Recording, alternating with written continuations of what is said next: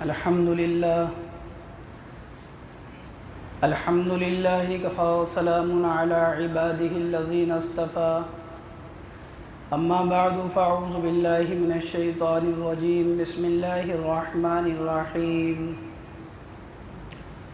والنجم اذا هوى ما ضل صاحبكم وما غوى وما ينطق عن الهوى صدق اللہ العظیم وقال رسول اللہ صلی اللہ علیہ وسلم كل امتی يدخلون الجنة الا من ابى قالوا یا رسول اللہ من يأبى قال من اطاعنی دخل الجنة ومن عصانی فقد ابى او کما قال صلی اللہ علیہ وسلم۔ میرے بھائیو، محترم بزرگوں اور دوستو، سیرت طیبہ کا عنوان چل رہا ہے اور اسی میں معراج کے واقعے کا تذکرہ چل رہا ہے۔ حضور اکرم صلی اللہ علیہ وسلم کا مسجد حرام سے مسجد اقصیٰ اور وہاں سے آسمانوں کا سفر، اس کا تذکرہ چل رہا ہے۔ جب حضور اکرم صلی اللہ علیہ وسلم سدرۃ المنتہا پر پہنچے اور وہ وہاں پر جو کچھ معاملے اور جو کچھ باتیں پیش آئی، ان کا تذکرہ پچھلے ہفتے ہوا تھا، تو آپ علیہ السلام کو سدرۃ المنتہا کے وہاں جنت دکھائی گئی۔ مشکات شریف کی روایت کے اندر اللہ کے نبی علیہ السلام نے فرمایا، میں نے جنت کو دیکھا کہ جنت کی جو مٹی ہے اس میں مشک کی خوشبو آتی ہے، نہایت عمدہ ہے۔ وہاں میں نے موتیوں کے گنبدوں کو دیکھا۔ آپ سدرۃ المنتہا پر موجود ہیں، تمام جو حجابات ہیں ان کو اٹھایا گیا، آپ کو وہاں سے جہنم کو دکھایا گیا۔ آپ فرماتے ہیں کہ میں نے وہاں اللہ کے غضب کو، اللہ کے قہر کو وہاں دیکھا، اس کے انتقام کو دیکھا، وہاں کے عذابات کو دیکھا۔ اگر وہاں پتھر ڈال دیا جائے تو وہ اس کو بھی کھا جائے، اگر لوہا ڈال دیا جائے تو وہ اس کو بھی کھا جائے۔ اسی لیے روایتوں میں آتا ہے جہنم کی گہرائی کے بارے میں کہ اگر ایک چیز کو یا ایک انسان کو اوپر سے چھوڑا جائے تو جہنم کی گہرائی 70 سال کی مسافت کے برابر ہے، کہ اوپر سے چھوڑا تو 70 سال میں نیچے جا کے پہنچے۔ علماء لکھتے ہیں کہ جنت اور جہنم وہ اس وقت کہاں موجود ہیں۔ علامہ قرطبی رحمۃ اللہ علیہ نے اس بات کو نقل کیا ہے کہ حضرت علی رضی اللہ عنہ سے پوچھا گیا تھا کہ جہنم کہاں ہے، تو آپ نے فرمایا تھا کہ جہنم سمندر ہی جہنم ہے۔ جنت سے متعلق جیسا کہ اس روایت میں تذکرہ ہے، سدرۃ المنتہا سے اوپر جنت کو دیکھا کہ جنت آسمانوں کے اوپر ہے، عرش معلیٰ سے نیچے اور 7ویں آسمان کے اوپر۔ اور جہنم کہاں ہے؟ روایتوں میں اس کا تذکرہ نہیں ملتا ہے۔ حضرت علی سے پوچھا تھا کسی یہودی نے، تو آپ نے کہا یہ سمندر ہی جہنم ہے۔ قرآن کریم میں اللہ رب العزت ارشاد فرماتے ہیں، وَالطُّورِ وَكِتَابٍ مَّسْطُورٍ فِي رَقٍّ مَّنشُورٍ وَالْبَيْتِ الْمَعْمُورِ وَالسَّقْفِ الْمَرْفُوعِ وَالْبَحْرِ الْمَسْجُورِ۔ اس آیت کی تفسیر میں والبحر المسجور، اس آیت کی تفسیر میں مفسرین نے لکھا ہے کہ ابلتے ہوئے سمندروں کی قسم، کہ کیا مطلب، یہ جتنے بھی سمندر ہیں اللہ اسی کو جہنم میں تبدیل کر دیں گے۔ اس لیے محققین لکھتے ہیں کہ جہنم سمندروں کے نیچے ہے۔ اسی لیے سائنسداں جب اس بات کے چکر میں پڑے کہ ایک مقام سے دوسرے مقام پر، ایک جگہ سے دوسری جگہ پر سمندروں میں راستہ بنائے، تو ایک جگہ ایسی آتی ہے کہ جہاں جا کر وہ بھی رک جاتے ہیں، تقریباً 600 میل کے بعد۔ کہتے ہیں کہ اس کے آگے غلاف چھڑا ہوا ہے جہاں اس سے آگے نہیں جا سکتا۔ فرمایا ان سمندروں کو ہی اللہ تبارک و تعالی جہنم کی آگ بنا دیں گے۔ جنت اور جہنم دونوں اپنی جگہ پر آج بھی موجود ہیں۔ جب اللہ تبارک و تعالی چاہیں گے کہ جہنم کو ظاہر کر دیں گے۔ اللہ کے نبی علیہ الصلوۃ والسلام فرماتے ہیں کہ جبریل میرے ساتھ تھے، یہ سدرۃ المنتہا کا مقام ہے، اب اس سے آگے جانے کا معاملہ ہے، صریف الاقلام۔ تو جبریل کہنے لگے کہ اللہ کے حبیب، اللہ کے نبی، آپ اس سے آگے جائیے، میں آپ کے ساتھ نہیں جا سکتا۔ حضور نے فرمایا کہ جبریل، کیا ایک دوست دوسرے دوست کا سفر کے درمیان کے اندر کیا اس طرح ساتھ چھوڑ دیتا ہے؟ آپ میرے ساتھ سفر میں تھے، آپ کہتے ہیں میں آگے نہیں جا سکتا۔ فرمایا بات یہ ہے اللہ کے نبی، اگر میں آگے چلا گیا تو میں جل کر راکھ ہو جاؤں گا، میرا مقام اور میری حد یہیں تک ہے، اس سے آگے میں نہیں جا سکتا۔ یہ تو آپ کا مقام ہے کہ اللہ تبارک و تعالیٰ نے آپ کو اس سے بھی آگے بلایا ہے، ورنہ جبریل تو جل کر راکھ ہو جائے گا۔ آپ جائیے۔ آپ علیہ الصلوۃ والسلام اس سے اوپر گئے، جس جگہ کو صریف الاقلام کہا جاتا ہے۔ صریف الاقلام قلم کے لکھنے کی آواز۔ آپ فرماتے ہیں کہ وہاں پر فرشتے لوح محفوظ سے باتوں کو لکھ رہے ہیں، اور پھر وہ جو نظام ہوتا ہے وہ سدرۃ المنتہا پر آتا ہے، پھر فرشتے یہاں پر اس نظام کو نافذ فرماتے ہیں کہ آپ شریف الاقلام کے اوپر موجود ہیں۔ اللہ کے نبی علیہ السلام فرماتے ہیں کہ وہاں سے 70,000 نور کے حجاب مجھے طے کرائے گئے، ایک کے بعد جب دوسرے کی طرف جاتا تو جیسا پہلے تھا اس سے زیادہ بہتر دوسرا ہوتا۔ 70,000 نور کے حجاب۔ آپ نے فرمایا کہ پھر ایک مقام پر پہنچا میں، جہاں پر سبز مخملی مسند لایا گیا اور عرش معلیٰ کے اوپر مجھے لے جایا گیا، عرش معلیٰ کے وہاں تک لے جایا گیا مجھے۔ اللہ کی بارگاہ میں نے سجدہ کیا۔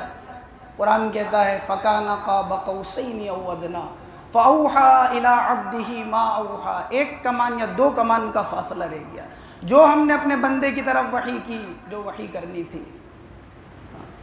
اللہ کی بارگاہ میں سجدہ کیا اور کہا التحیات للہ والصلوات والطیبات۔ تمام قولی عبادتیں یعنی جو کہہ کر کی جاتی ہیں، تمام بدنی عبادتیں جو جسم سے کی جاتی ہیں، تمام مالی عبادتیں جو مال خرچ کر کے کی جاتی ہیں، اے اللہ وہ سب تیرے لیے ہیں۔ التحیات للہ، تمام وہ ساری عبادتیں جو میں زبان سے کہوں، والصلوات، تمام وہ ساری عبادتیں جو میرا جسم ادا کرے، والطیبات، تمام وہ سارا مال جو تیرے لیے لگاؤں میں اللہ، وہ سب کچھ تیرے لیے ہے۔ اور بعض نے تو کیا بہترین اس کا ترجمہ کیا ہے، کہتے ہیں کہ اللہ تمام قولی عبادتیں تیرے لیے ہیں، اب اس زبان کے اوپر تیرے علاوہ کسی اور کا نام جاری نہیں ہوگا۔ یہ زبان اگر کہے گی تو ایک اللہ سے ہونے کو کہے گی، اللہ کے غیر کا لفظ اس زبان کے اوپر جاری نہیں ہوگا۔ والصلوات، تمام بدنی عبادتیں اللہ تیرے لیے ہیں۔ یہ بدن، یہ ماتھا، یہ پیشانی اگر ٹکے گا اور سجدہ کرے گا تو بارگاہ الہی میں صرف سجدہ ہوگا، اس کے علاوہ جتنی بھی چوکٹیں ہیں ان ساری چوکٹوں سے بے نیاز ہے یہ سر، وہاں نہیں جھکے گا یہ سر، صرف اور صرف تیرے آگے جھکے گا۔ والطیبات، تمام مالی عبادتیں، جتنی بھی میری منتیں تھی، جتنے بھی میرے نیاز تھی، جتنے بھی چھڑاوے تھے، وہ سارے کے سارے اللہ صرف اور صرف تیرے ہی لیے ہوں گے، تیرے ہی نام پر ہوں گے۔ تیرے علاوہ کسی اور کے نام پر نہ چھڑاوا ہوگا، نہ تیرے علاوہ کسی اور کے نام کی منتیں اور نیاز ہوں گی، ہر کام تیرے لیے۔ جب اللہ کے نبی علیہ الصلوۃ والسلام نے یہ باتیں کہیں تو اللہ کی طرف سے ارشاد ہوا السلام علیک ایھا النبی۔ 3 باتیں کہیں آپ نے، قولی عبادت، بدنی عبادت، مالی عبادت، اللہ کی طرف سے 3 باتیں ارشاد ہوتی ہیں۔ السلام علیک ایھا النبی، اے نبی آپ پر سلامتی ہو، ورحمۃ اللہ، اللہ کی رحمت ہو، وبرکاتہ، اور اللہ کی برکتیں آپ کے اوپر ہوں۔ جب یہ بات ہوئی تو آپ نے فوراً کہا، اللہ کے نبی علیہ الصلوۃ والسلام نے السلام علینا ہم پر بھی سلامتی ہو، وعلی عباد اللہ الصالحین، اے اللہ تیرے نیک بندے کے اوپر بھی سلامتی ہو۔ تمام انبیاء اور یہ امت بھی اس کے اندر شامل ہو گئی۔ جب جبریل نے اور دیگر فرشتوں نے یہ سنا تو فوراً کہا اشہد ان لا الہ الا اللہ واشہد ان محمدا عبدہ ورسولہ۔ اللہ کی بارگاہ کے اندر ہے۔ آپ علیہ السلام فرماتے ہیں میں نے جنت کے دروازے پر دیکھا، جنت کے دروازے پر لکھا ہے کہ آدمی اگر صدقہ کرے سائل کو دے تو ایک دینے کے اوپر 10 گنا ملیں گے، اور یوں کہا کہ کسی مجبور کو قرض دے تو اللہ تبارک و تعالیٰ ایک کے بدلے میں 18 گنا عطا فرمائیں گے۔ کسی مانگنے والے کو سائل کو دے تو ایک کے بدلے میں 10 ملیں گے، اور کسی محتاج کو قرض دے تو ایک کے بدلے میں 18 ملیں گے۔ اللہ کے نبی نے پوچھا جبریل یہ وجہ کیوں کہ مانگنے والے کو دے تو 10 ملیں اور قرض مانگنے والے کو دے جس کو قرضہ دے رہا ہے تو اس پر 18 گنا ملے، کیا وجہ ہے؟ فرمایا جب سائل سوال کرتا ہے تو اس کے پاس کچھ نہ کچھ ہوتا ہے، ایک سے مانگ کے لایا دوسرے کے پاس گیا، کچھ نہ کچھ ہوتا ہے، لیکن جب محتاج مانگتا ہے اور کسی سے قرض لیتا ہے تو وہ انتہائی محتاجگی کے عالم کے اندر لیتا ہے، اس لیے اللہ تعالیٰ اتنا بڑھا کر عطا فرماتے ہیں۔ اللہ کی بارگاہ کے اندر آپ موجود ہیں۔ امام بیہقی نے اس روایت کو نقل کیا ہے اللہ کے نبی علیہ السلام کے بارے میں۔ اللہ رب العزت نے کہا کہ سل محمد صلی اللہ علیہ وسلم آپ سوال کریں، آپ مانگیں، کیا مانگنا چاہتے ہیں؟ اللہ کے نبی علیہ السلام نے فرمایا اللہ ابراہیم کو آپ نے خلیل بنایا اور ملک عظیم عطا کیا، وَكَلَّمْتَ مُوسَىٰ تَكْلِيمًا، اے اللہ آپ نے موسیٰ سے کلام کیا اور کلیم اللہ کا لقب دیا۔ فرمایا اے اللہ آپ نے داؤد کو ملک عظیم دیا، اے اللہ آپ نے داؤد کے لیے لوہے کو موم کر دیا، اے اللہ پہاڑوں کو ان کے لیے مسخر کر دیا۔ سلیمان کو اللہ آپ نے ایسا ملک دیا کہ ان کے بعد کسی کو نہیں دیا، ایسی حکومت دی کہ ان کے بعد کسی کو نہیں دی۔ عیسیٰ کو اللہ آپ نے تورات اور انجیل دونوں کا علم دیا، کوڑ کے مریض کے اوپر اگر ہاتھ پھیر دیں تو وہ ٹھیک ہو جائے، مادر زاد اندھا جو ماں کے پیٹ سے اندھا ہو اگر اس کے لیے اس کے اوپر ہاتھ پھیر دیں تو وہ ٹھیک ہو جائے، اگر مردے سے کہہ دیں قم بإذن اللہ، اللہ کے حکم سے کھڑا ہو جائے تو وہ زندہ ہو جائے۔ اللہ آپ نے ان سب کو عطا کیا، اے اللہ مجھے آپ نے کیا عطا کیا؟ اللہ رب العزت کا ارشاد ہوا محمد صلی اللہ علیہ وسلم اتخذت خلیلک و حبیبا، اے اللہ کے نبی آپ کو ہم نے اپنا خلیل بھی بنایا ہے اور اپنا حبیب بھی بنایا ہے، اپنا محبوب بھی بنایا ہے اور اپنا خلیل بھی آپ کو بنایا ہے۔ سنے والا پہلے انبیاء کو خاص قبیلے کی طرف، خاص علاقے کی طرف، خاص ملک کی طرف، خاص لوگوں کی طرف، لیکن آپ ہیں جن کو ساری انسانیت کے لیے بھیجا ہے۔ یہ آپ کا مقام ہے، آپ کے سینے کو کھولا ہے ہم نے۔ وَرَفَعْنَا لَكَ ذِكْرَكَ، محمد صلی اللہ علیہ وسلم آپ کے ذکر کو ہم نے بلند کیا ہے۔ جہاں میرا نام لیا جائے گا وہاں آپ کا نام لیا جائے گا۔ مؤذن اگر اذان دے گا وہ اللہ اکبر کی صدائے لگائے گا تو اسے اشہد ان محمد الرسول اللہ کہنا پڑے گا۔ مؤذن اگر تکبیر کہے گا اللہ اکبر کی صدائے لگائے گا، محمد الرسول اللہ کا نام لینا پڑے گا۔ کوئی انسان ایمان کو قبول کرے گا، مومن کلمہ پڑھے گا، اگر وہ اللہ کا ہونے کا اقرار کرے گا تو محمد الرسول اللہ کی رسالت کا اس کو اقرار کرنا پڑے گا۔ زمین پہ نام لیا جائے گا، میرے نام کے ساتھ آپ کا نام ہوگا۔ آسمانوں کی بلندیوں پر اگر نام لیا جائے گا میرے نام کے ساتھ آپ کا نام ہوگا۔ اگر کوئی میرا نام لے اور آپ کے نام کو چھوڑ دے وہ بے ایمان ہے۔ اگر کوئی میرا نام لے، آپ کا نام لے، آپ کو آخری نبی نہیں مانے وہ بھی بے ایمان ہے۔ آپ کو نبی بھی ماننا پڑے گا، آپ کو آخری نبی بھی ماننا پڑے گا۔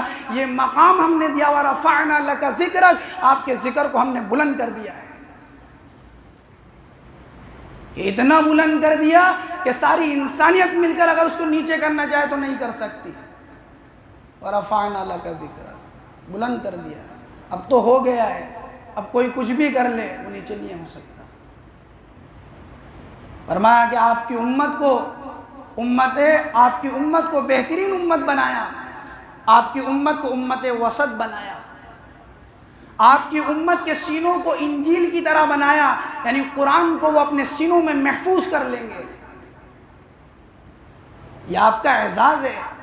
اور فرمایا محمد صلی اللہ علیہ وسلم آپ کو سورہ فاتحہ ہم نے عطا کی، آپ سے پہلے کسی نبی کو نہیں دی۔ یہ آپ کا مقام ہے۔ محمد صلی اللہ علیہ وسلم سورہ بقرہ کا آخر آپ کو عطا کیا، آپ سے پہلے کسی نبی کو نہیں دیا۔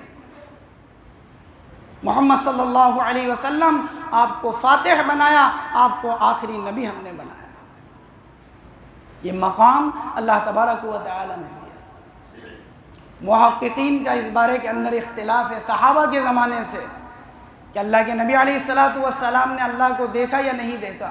جمہور صحابہ اور محققین کی یہ رائے ہے آپ نے اللہ رب العزت کی زیارت کی۔ خود اللہ کے نبی علیہ السلام نے فرمایا رأیت ربی عز وجل، میں نے اپنے رب کو دیکھا ہے۔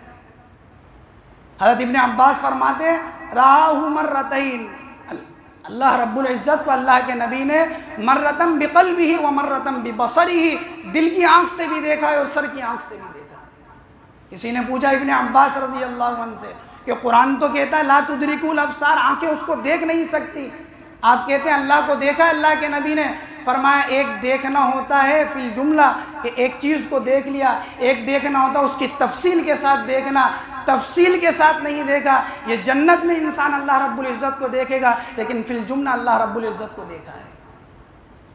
کسی آدمی نے کہا کہ میں فلاں شہر میں گھومنے گیا تھا اور میں نے اس شہر کو دیکھا ہے، جبکہ پورا شہر نہیں دیکھتا، چند جگہیں دیکھتا ہے۔ دیکھا ہے، لیکن ایک ہوتا ہے تفصیل میں ساری چیزوں کا احاطہ کر لینا، ساری چیزوں کا احاطہ۔ امام احمد ابن حنبل سے کسی نے کہا عائشہ رضی اللہ تعالیٰ عنہ فرماتی ہے کہ اللہ کے نبی نے اللہ کو نہیں دیکھا۔ امام احمد ابن حنبل نے فرمایا حضرت عائشہ کا جواب خود اللہ کے نبی نے دیا رأیت ربی عز وجل، میں نے اپنے رب کو دیکھا ہے۔ اس لیے جمہور محققین کی یہ رائے ہے، اسی سے انشاءاللہ متعلق آگے بات ہے۔